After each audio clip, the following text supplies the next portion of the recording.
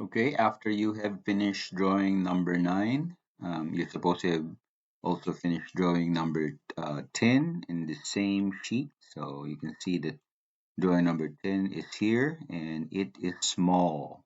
Okay, we got a small drawing here and a big drawing here in one file. Okay, so what we're going to do is we're going to go to layout and we're going to rotate this paper. So we're going to create a paper 8.5 by 11 and we want it to be portrait because our tile block is portrait.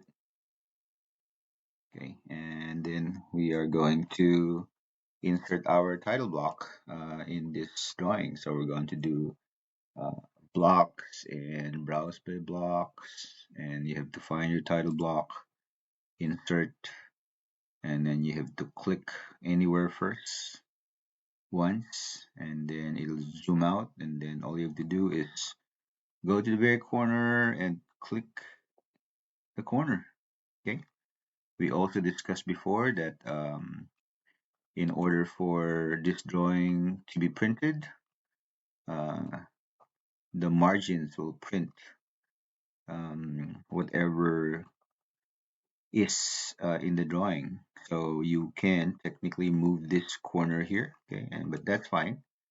And we are now going to move the viewport. So we're going to move the viewport, move it up, and that is too big for this drawing. So we're going to double click, no, not double click, but select the viewport and then go to properties, and then the viewport scale is like some odd number, and you want to pick something like maybe 2:1. Okay, oh, that's too big. Maybe 1:2, I mean, and that becomes smaller. Okay, and then we can sort of scale down this viewport, and it's okay to cover that and it's gonna lag because it's working off the internet. That's just how it is with AutoCAD Web because it's working over the internet. Well, it's gonna take us. There's a lot of movement. It's gonna like move in its own because it's like it has like memory on how much movement you made. So you just have to like move and click and see whether that's where you want it to go.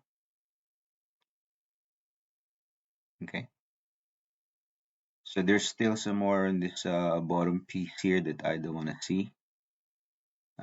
But let's just move that. So I think you can do is you can actually instead of moving this corners, instead of moving it through this corner, you just select the move command here so that we can just move it left, right, and try to center it. It's much faster if you do it that way. Okay, and then I don't want to see this little piece here, so I'm gonna just click this and again carefully drag my viewport. Don't do a lot of sudden movements, and then once you have it, you just want to click until drawing 10 is out of the way. Now we want to remove this line of the viewport, so we have to go to layer and create a viewport layer. So viewport, you can type in viewport or vport, doesn't matter, it's just a name. And then we're going to simply turn this off and then make sure that this box, the property, is on layer viewport, so the box gets hidden when you put it on that layer viewport. So let's just check again the light bulb on layer viewport, and it's gone. I don't want to see the grid, so I have to double click inside and then type in grid, enter, and then click off. And then there you go. And now it's ready to have a dimension on it. It might be still too low here. So if it's too low, I want to turn on my grid, my viewport, click on the gray space, and then move the viewport a little bit more higher than what I have right now. Let's see. Yeah, I think that's good. And then turn off again the viewport. Okay. Now I wanted two drawings here, just like um, we want on our exercise sheet. We have this drawing number 9, and we want to put drawing number 10 just below it. So we're going to have two drawings, drawing 9 and drawing 10. So on our drawing here, we have to create another viewport.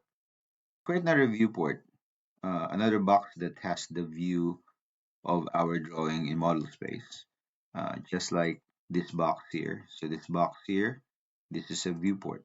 Okay. So to create another one like this, so we can see our drawing number 10, on your command line here in the bottom of your screen, you're gonna click on it and type in VPORT. Okay, viewport, and then press enter. And then it says specify the corner of the viewport. So that's how you create one. If you make a rectangle, so you're gonna simply click here, drag your mouse, and you're making a rectangle, and then that is a viewport. So you can see now the drawing that you have in model space. And then all you have to do is do a pan, so PAN, enter. Up, you have to double click first the viewport, and you can see it become darker. So PAN, and then you want to pan this drawing and center your drawing number 10. Okay, and then double click on the gray when you're done, and then click on the new viewport, because we're going to change the viewport scale. So go to property and then the viewport scale again here. We want it bigger, so we want to go to maybe a 4:1. It becomes bigger. There you go. Do you think it's that's bigger? We'll see. Let me adjust the size first. Or maybe you want to go 2:1. I think that's gonna be too small. 2:1. Yeah, I think 4:1 is good.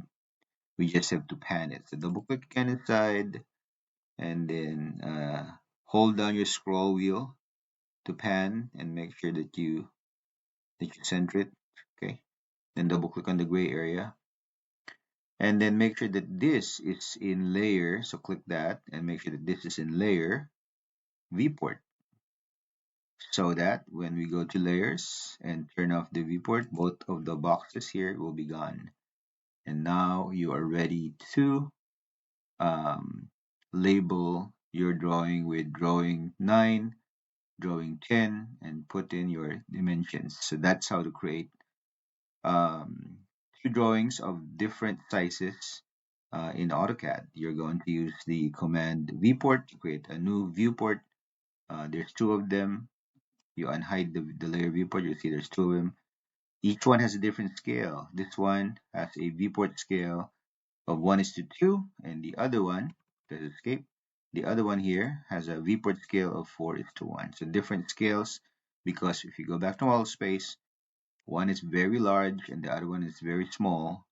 But when you go to layout, you want to adjust your viewports in each one so that it would fit the paper at an appropriate view. Sorry, let me go back to 0 here. So all you do is when you go to layer, you can turn off the viewport, and then you're ready to put your dimensions. So that's how to do viewports.